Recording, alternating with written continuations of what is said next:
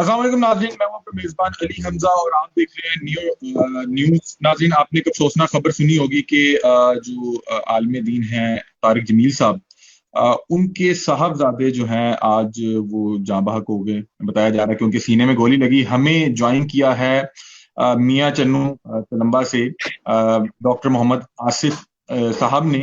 ये उसी हॉस्पिटल में मौजूद थे और बता रहे थे कि अभी से कुछ देर पहले जो मौलाना तारिक जमील साहब के साहबजादे हैं उनकी बॉडी को वापस ले जाया जा चुका है और पोस्टमार्टम गालबन नहीं किया गया। डॉक्टर साहब से बातचीत करते हैं। अस्सलाम वालेकुम। वालेकुम सर। आसिफ भाई, कैसे हैं आप? ठीक हैं? अल्लाह का शुक्र सर, अल्हम्दुलिल्लाह सर। अच्छा आसिफ भाई, जरा सबसे पहले बताइएगा ये किस हॉस्पिटल का मामला है? मुझे जहां तक पता लगा है कि ये कोई रूरल हेल्थ कोई सेंटर है सर ये कोलंबा में। जी जी, ये रूरल हेल्थ सेंटर तुलंबा है, जहाँ जी। पे ये आसिम जमील साहब की डेड बॉडी लाई गई थी सर। अच्छा, डेड बॉडी ही लाई गई थी? कुछ लोग कह रहे हैं कि वो जी। उन्हें हाथ गैर में लाया गया और वो जामबंद नहीं हो सके। नहीं नहीं, हमारे पास आए तो वो रिसीव डेड थे, फौत हो चुके थे। अच्छा, ये कितने बजे का मामला है? कितने बजे के करीब उनकी बॉडी को लाया गया? ये जब हमारे पास ये हॉस्पिटल में आए हैं तो ये 7:25 थे उस वक्त। अच्छा, और किस हालत में थे, अगर थोड़ा सा आप बता सकें, और किस जगह पे एग्जैक्टली फायर उनके लगा? सर ये चेस्ट पे, फ्रंट ऑफ चेस्ट पे, छाती पे फायर लगा हुआ था और फ्रंट पे लग के ये बैक पे उसके ना एग्जिट मोड था, वहां से निकला हुआ था और वो फौत हो चुके थे। जब हमारे पास आए थे तो रिसीव डेड थे। अच्छा, डीपीओ साहब ने पहले एक बयान दिया था, उसके बाद खबरें कुछ और तरह की चल रही हैं, तो पता लग सका कि किसी ने हमला किया या ये क्या मामला था? सर ऐसा है कि हमारे पास, क्योंकि ये डेड बॉडी लेकर आए, रिसीव डेड बॉडी थी, फौत हो चुके थे और आया कि आगे इसकी क्या वजूहत थी, वो अगर हम पोस्टमार्टम कंडक्ट करते तो उसके बाद हम ये वाली रिपोर्ट डिक्लेयर करने के काबिल होते, क्योंकि पुलिस और लवाहिकीन के दरमियान जो निगोशिएशन हुई है उसके बाद पोस्टमार्टम कराया नहीं गया, लिहाजा अच्छा, इस बेस पे हम वो कुछ नहीं कह सकते।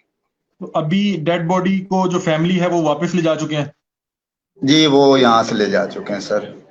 सुना है कि जब डेड बॉडी लाई गई उसके बाद बहुत बड़ी तादाद में जो नफरी जो है वहां पे मौजूद थी, क्योंकि तारिक जमील साहब एक बड़ा नाम थे। जी जी जी, ऐसे ही है, ऐसे ही है मौलाना साहब। जब ये डेड बॉडी लाई गई है तो उसकी थोड़ी देर बाद पुलिस और अच्छी खासी नफरी उसकी है वो यहाँ पे मौजूद थी। अच्छा, नॉर्मली जब इस तरह के केसेस हॉस्पिटल में जब लाए जाते हैं तो वो पूछते हैं कि क्या हुआ। ये आप बता सकते हैं कि इनको इनके घर से लाया गया था या कोई एक रोड का कोई मामला था? नहीं नहीं, ये घर से लेकर, घर से जहाँ से भी ये अपने, इनके जो है ना, इनके जो मौलाना साहब के भाई हैं उनके जो बेटे हैं वो, और जी। उनके साथ दो तीन और उनके चाहे फैमिली मेंबर्स थे, मैंने इन्हें पूछा, वो साथ हम्म। लेकर आए थे और कार में लेकर आए थे। अच्छा, और कौन कौन मौजूद थे? आप बता रहे हैं कि मौलाना साहब के दूसरे साहबजादे साथ मौजूद थे? नहीं नहीं, मौलाना साहब के कोई और साहबजादे नहीं थे, मौलाना साहब के भाई के, डॉक्टर ताहिर हम्म। कमाल के, उसके आई थिंक सब बेटे थे, कंफर्म नहीं कह सकता, यानी इनके क्लोज रिलेटिव थे, वो साथ हम्म। लेकर आए थे, गाड़ी में लेकर आए थे। अच्छा आसिफ भाई, जब ये खबर फैली तो उसके बाद क्या रूरल हेल्थ जो सेंटर है वहां पे तो अवाम इकट्ठी होना शुरू हो गई होगी? जी, बहुत बहुत बड़ी तादाद में लोग यहाँ पे जमा हो गए थे, बट जी। पुलिस की भी भारी नफरी मौजूद थी और उन्होंने अच्छे तरीके से इसको हैंडल किया है। मुझे बताइएगा कि ये जो रूरल हेल्थ सेंटर है ये एक तो है किस जगह पे, और ये क्या बकायदा एक हॉस्पिटल है या ये कोई मेडिकल सेंटर बनाया गया है कि फर्स्ट एड के लिए यहाँ पे लाया जाता है लोगों को? नहीं सर, ये तहसील मियां चन्नू है ना, तो तहसील मियां चन्नू में ये रूरल हेल्थ सेंटर तुलंबा है और ये सरकारी हॉस्पिटल ही होता है। ये ठीक टीएचक्यू से नीचे लेवल का होता है और ये गवर्नमेंट का होता है, और है। यहाँ पे उनकी डेड बॉडी लाई गई थी। ठीक है, मतलब कि जब उन्हें लाया गया वो उससे पहले ही जो है दम तोड़ चुके हैं। जी जी, पहले ही डेथ हो चुकी तो थी। यहाँ पे तकरीबन 2 ढाई घंटे बॉडी आपके पास रही होगी? हाँ, यहाँ पे 7:25 पे हमारे पास आए हैं और 10:15 पे पुलिस ने हैंड ओवर कर दी थी उनको डेड बॉडी। तो किन किन डॉक्टर्स अहबाब ने यानी कि उस पे उसको रिसीव किया, मतलब हॉस्पिटल के एंड पे कौन कौन मौजूद था जब डेड बॉडी लाई गई? आप तो वहां मौजूद हॉस्पिटल थे। हॉस्पिटल में मैं मौजूद था और बाकी सारा स्टाफ था। 8 बजे जी। तक मेरी ड्यूटी थी और 8 बजे के बाद डॉक्टर राव अमीन साहब भी आ गए थे, नाइट शिफ्ट पे आ गए थे।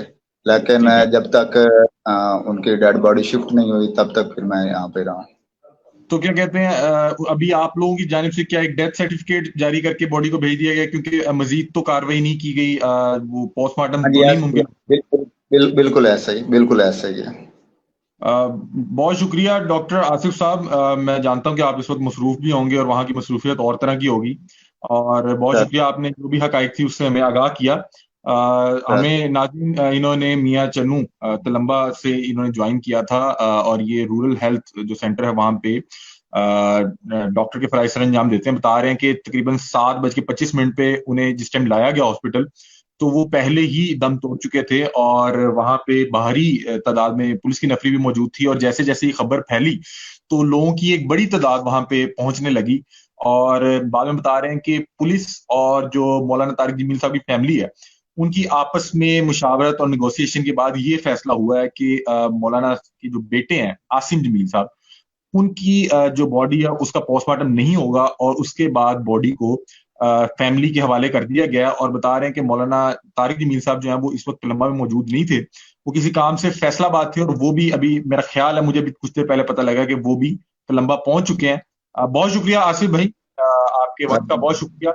नाज़रीन, आप लोग सर अपनी राय से हमें आगाह कीजिएगा। तब तक के लिए अपने मेजबान और डॉक्टर मोहम्मद आसिफ को दीजिए इजाजत। अल्लाह हाफिज।